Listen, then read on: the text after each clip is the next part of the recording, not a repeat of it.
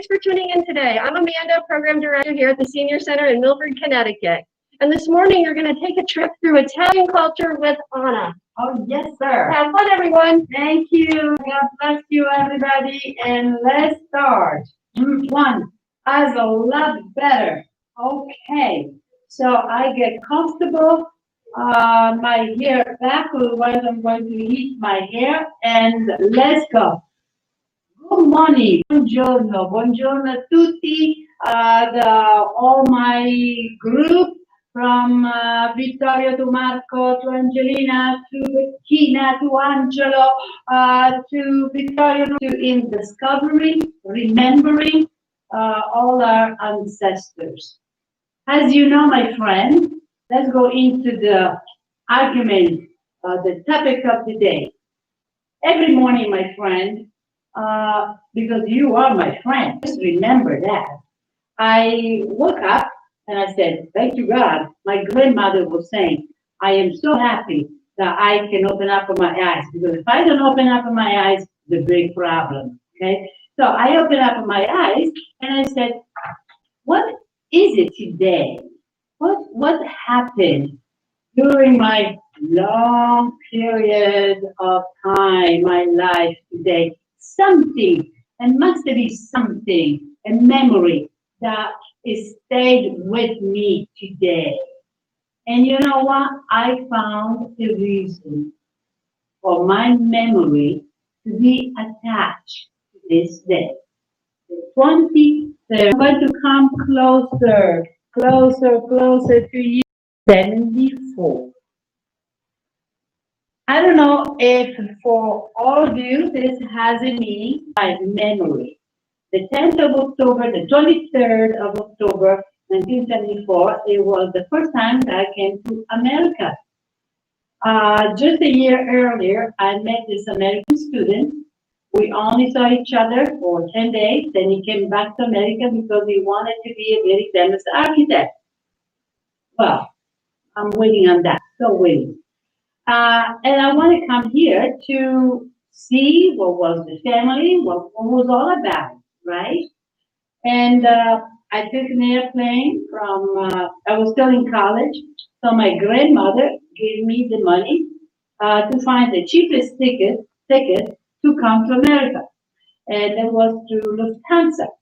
But this will go from Luxembourg, New York. So I am from Assisi, which meant I had to take a train from Assisi to Switzerland, okay, which it took to Milano, first to Milano, then Milano, Switzerland. It took, 24 hours, and then go to my new experience, right? And so naturally, I didn't sleep. I think for 24 hours, I was so scared because I was by myself. I had to have an overnight train ride into Switzerland, and then my brother scared me because I was just by myself. So I was so scared. But everything went well. So when I arrived in New Haven, actually in New York, my future husband was waiting there. Finally, I slept. So my memory of, I was thinking how interesting, a little scare, so all those emotions for my trip. So I went back with a memory. And today, on my conversation, on our way of being together today, we're going to remember all those people. They were not lucky as myself. I had, the help of the family, waiting, everything, the accommodation was just planted, everything was just right. The people that came to America, and I wanted to search into their experience. So I really wanted to dedicate this moment, this morning that we are together, to all those people that came to America from, I kind of choose a very specific time, from 1892 to kind of 1920, something like that. This because it was the time when almost 12 million people came to America. And you know, if you want to find their name, the name of your ancestors, yes, there is a page where you can go on Ellis Island, and they're going to give you the last name, where they came from, and the day, and all that stuff. For today, all of them, and we are making a big group. We don't know. I don't know all their names. The son of a gun, they say that. We're all embracing them. And we are embracing them because we say thank you for having so much courage, for not knowing what they were going to do, what was ahead of them. There was no experience, there was no language, there was no money, there was no address, they didn't have anything. I had everything except the language, but that's okay. I was using my head, so that was fine. But they didn't know, and they didn't know I had a ticket. I was going to go back to Assisi in a month. Okay, these people that came here, they didn't know if they ever were going to see the people, their family. So we embrace them and we say with all our heart, thank you for showing us that in life what you need is courage with a little joy. Because if you have a courage but you don't smile, it's not good. So thank you to all our ancestors that came here 1892. There are more, but we kind of just select that group because they were really the beginners, okay? So now, let's see what pushed these people to come to America. Let's see the situation. So, Italy, finally, why the immigration? Italy, it was unified, if you can say, in 1861. Before that, since the Roman Empire, imagine, as Italy was under France, under Spain, under Germany, under you name it, okay? Everybody wants to have a party because even Italy, as the area, as a country, it will fit into Arizona. Imagine, okay? It is small. It is very important because the position on the Mediterranean area and because of the climate, so many positive things, right? So finally, 1861, Italy is unified under under one king. The king came from the family of Savoy, which is they had their kingdom, northern Italy, next to France, and they had that kingdom for since the 12th century. Now, the people of the southern people, which goes from Napoli, Calabria, Puglia, and Sicily, right? They were always sometimes under Spain, sometimes under France. A year before 1861, there was this very young general that had a dream to help the unification of Italy. So he went, that was in May 1860, he left Genoa with 1,000 volunteers to liberate the South. And you know what? He did it.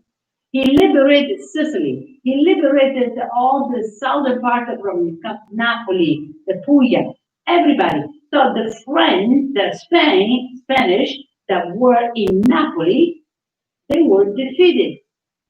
So all the people, because Sicily was connected with Napoli, right? And it was like the kingdom of two Sicilies. The Sicilians, they want to stay with Napoli. They were independent. They were different, right? So when they saw this Garibaldi, this general, all of a sudden, Garibaldi felt, I am not ready to be president or to be a king. I'm just a soldier. So he gave all the southern part of Italy to the king Vittorio Emanuele. The people in the south, they didn't like that because they couldn't understand the king. He was not even speaking Italian, he was speaking French. And all of a sudden they said, here we go again. We go back into slavery, into someone that we don't understand. So this situation, the economical situation in the south, didn't go any better from before. So one reason why all the people left Italy, the economy was not well. And this king was doing everything from the north, but nothing from the south. So political reasons. Then Mother Nature, during those years, then helped. Imagine Messina had the worst earthquake, 1908, 100,000 people. Then there was the eruptions on Mount Vesuvio, and then Etna. And then on top of that, in Italy, the major activity is to make wine, right? There was a disaster, a disease among all the vineyards of a parasite that was killing all the vineyards. But the only way to bring those back, it was to get a type of wine from America. It took years. But there was already a disaster there with the production of wine that recuperated. It took probably 20 to 30 years. So we have a political reason, Mother Nature didn't help, then social reason. For at least 400 or 500 years or something, if you were born in some group of a social class, that's it, you stay there. The only way, that's why so many families have a story. Oh, my grandfather left.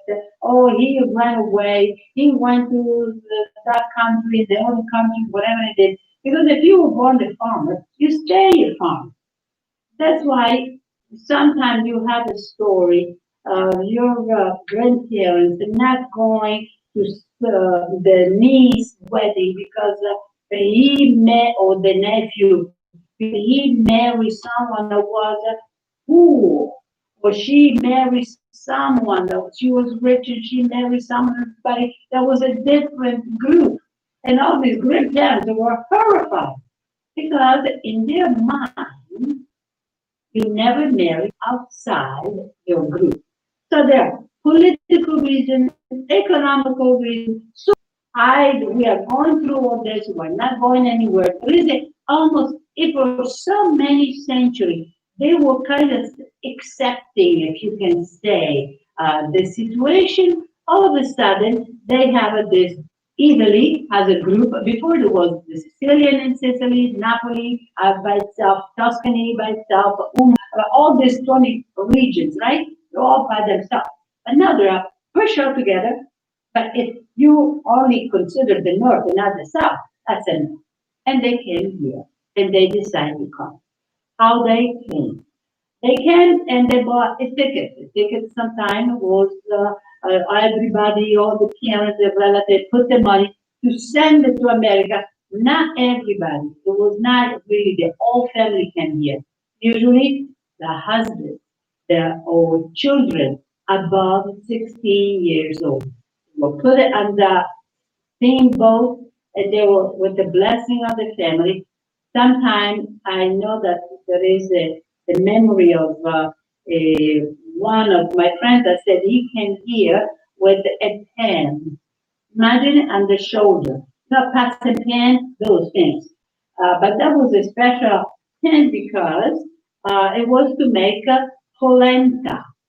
Polenta, the way we do in Umbria, which is, you just make it with the cornmeal, okay? And then you eat as oatmeal.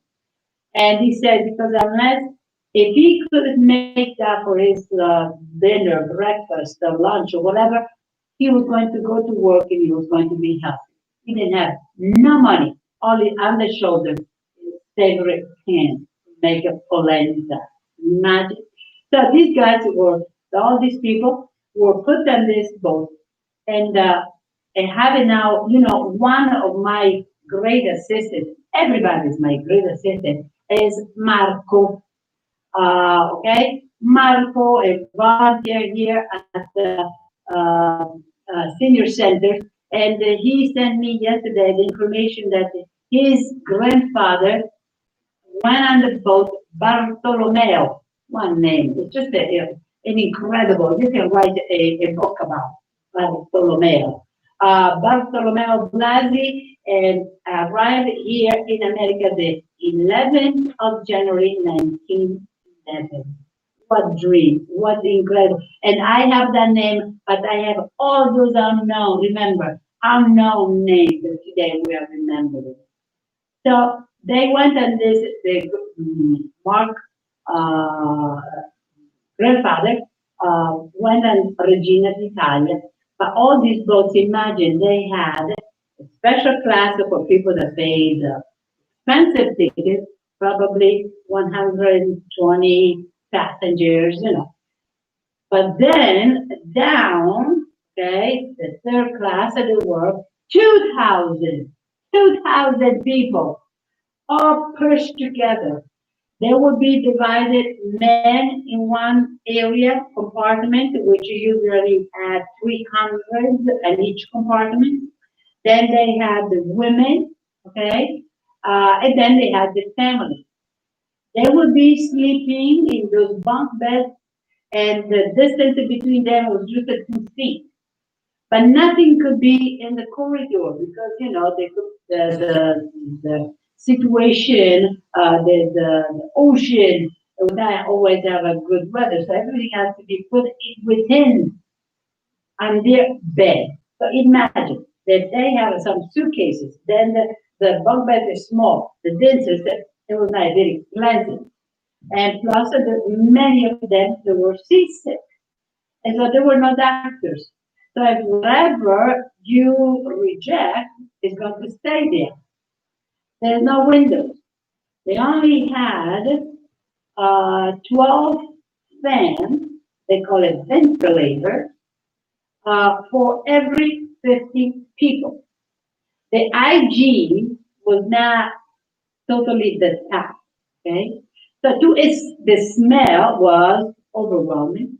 To overcome that, they could be out, upstairs, outside.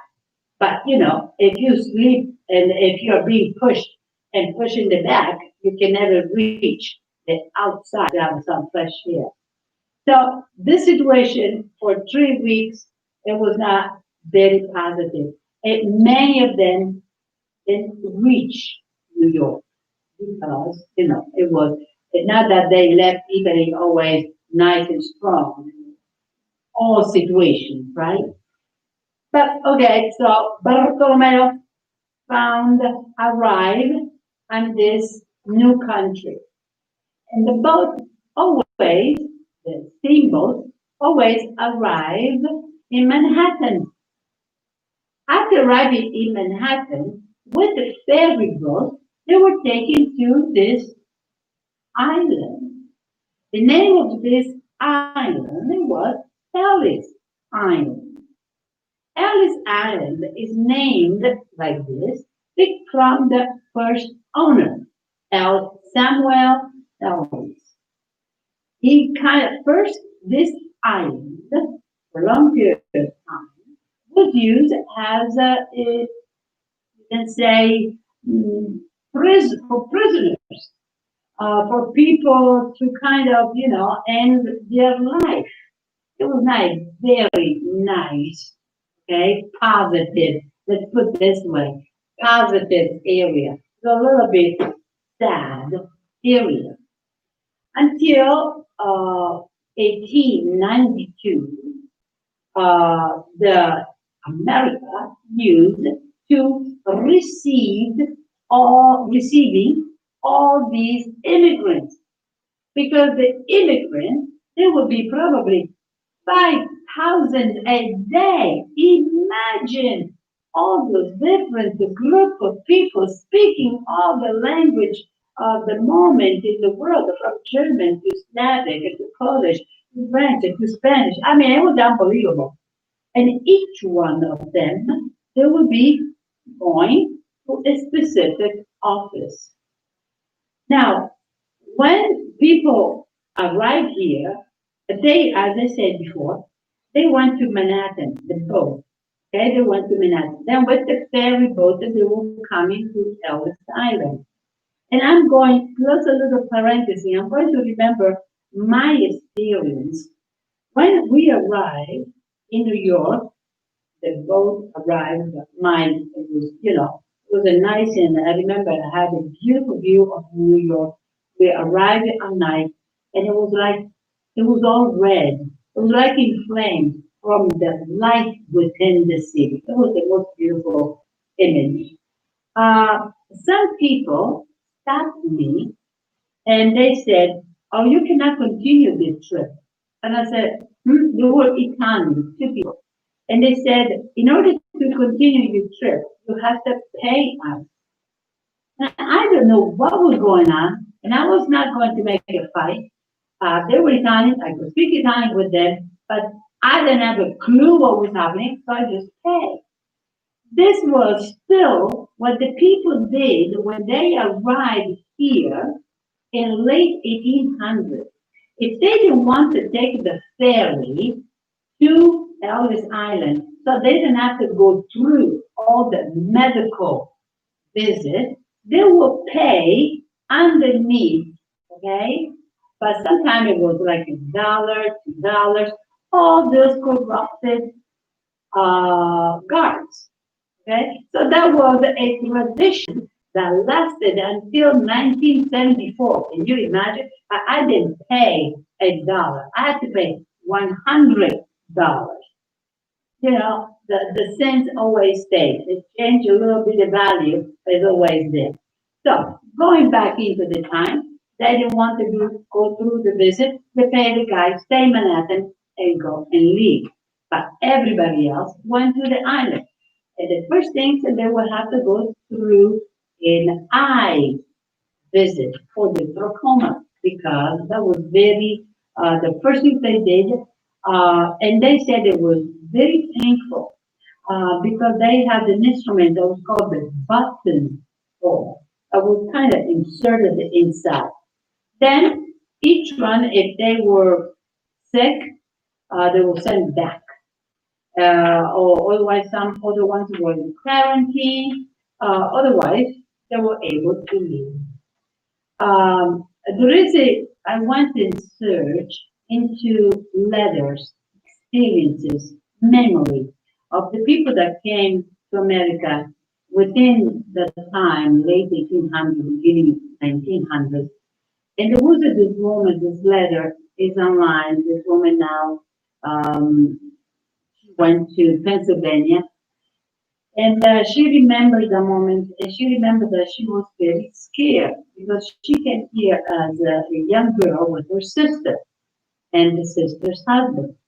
Now, the husband, her sister's husband, had very thick glasses, so they put him in a different place. When the wife saw that, she followed him. She didn't want to be alone, because if you were an alone woman, they would send you back because they were afraid for prostitution. So these young little teenagers went through all the offices, and she had a go-ahead that she could go. She wanted to wait for her sister because they had to go to Pennsylvania, and she didn't know what to do. So she stayed in their corner, she said in this letter, right? So she stayed in the corner at Ellis Island all day until night came, and someone came up to her and he said, "Young girl, what are you doing here?"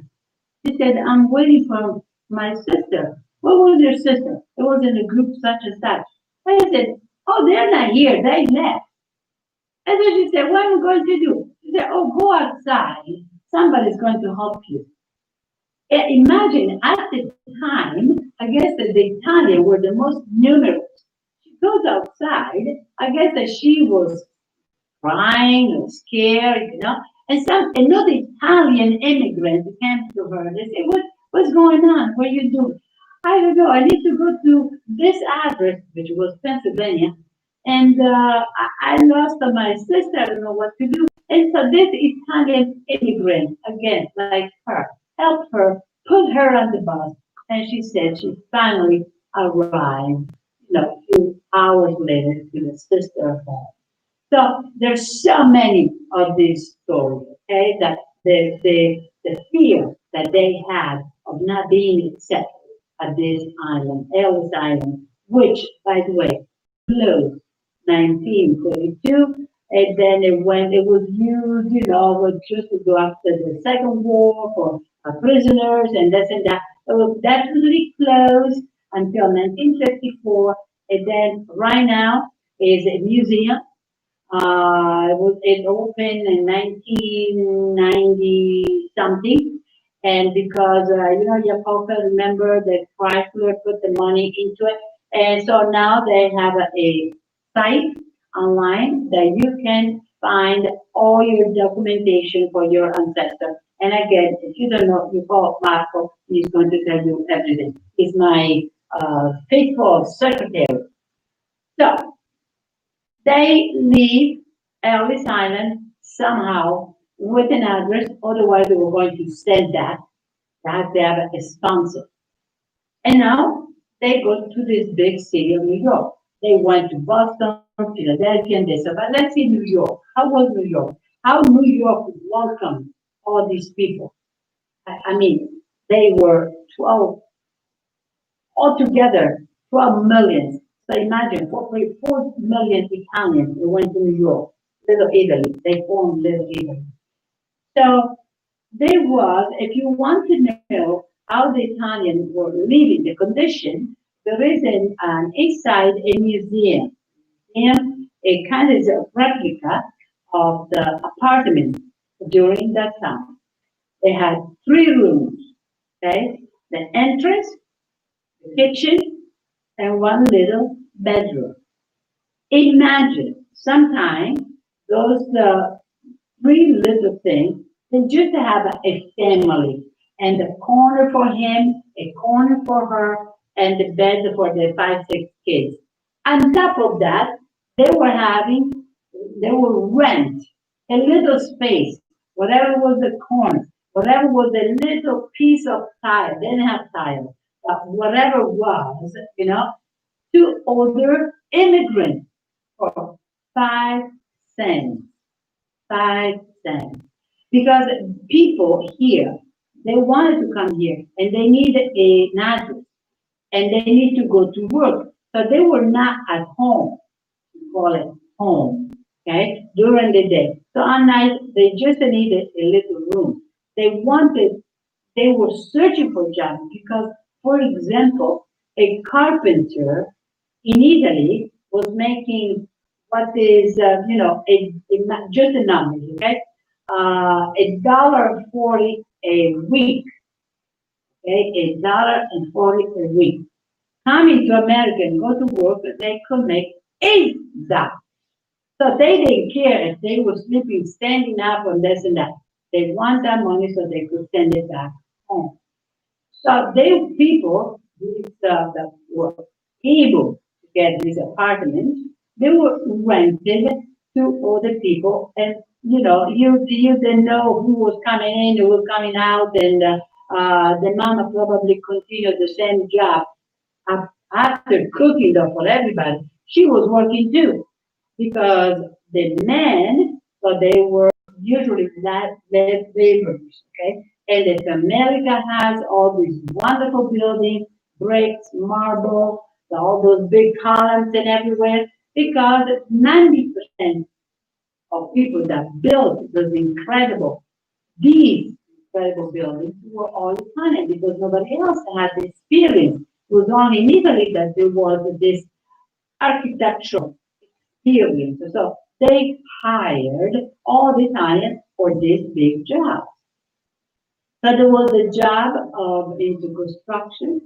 There was a job at textile.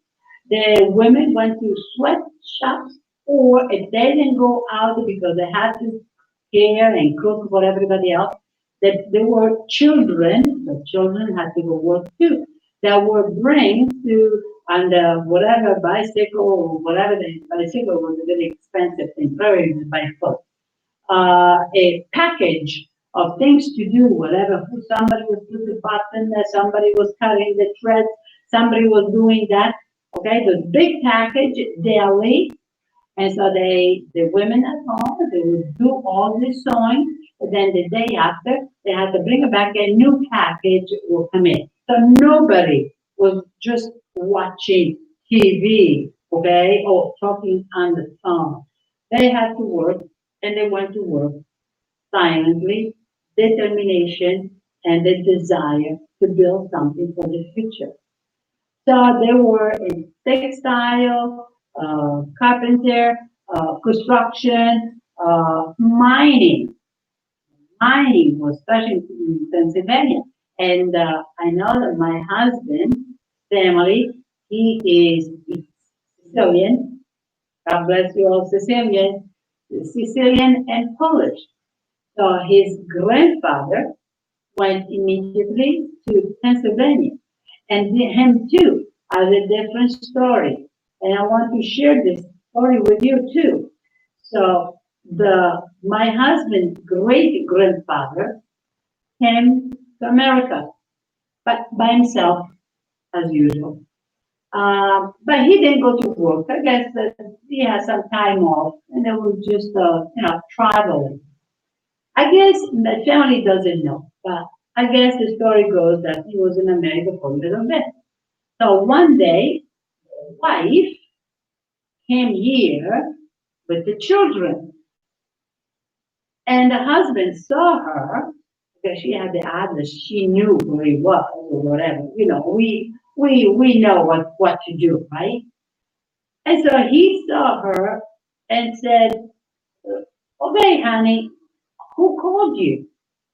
And I said, "Well, I did this wrong trip because I thought you wanted to see me. You want to see the children. I kind of miss you." And he said, "Well, I didn't call you. So you know what we're going to do, honey? You stay, and I'm going back because I need to check the property." So he left her here with the kids. So the family doesn't know how this poor woman reacted. I'm sure she was not very happy. I don't know what she did, but she went to Pennsylvania. And my husband's grandfather, went to work on a mine in Pennsylvania. And because that was the oldest, I had to provide for the older brothers and sisters and to work for the mom, stayed at home, doing all the sewing, and he went to work in the mine. So then they came to Connecticut. So this is the story of many, many families that came here. So they came to America with a great hope, with a great desire, and I hope this desire to be to look for the future is what is still within us. So I wanted to talk with you about all the adventures that the people from Italy, they were everybody, but I can say the people from Italy, because I'm Italian, they endure, to make it this country nice, strong, livable for everybody. But the most that this country can offer, yes, is opportunity. That was the dream. That was the possibility for everybody to reach out for this. But I want to say today, in this moment to be together, that what they give it to us, what they show to us, was determination. And I think that is the most wonderful quality because, especially today, in this time that is a little bit insecure, that's confused, that we don't know what's going on, okay? We can kind of recapture this determination, a solid way of being, of believing in the future.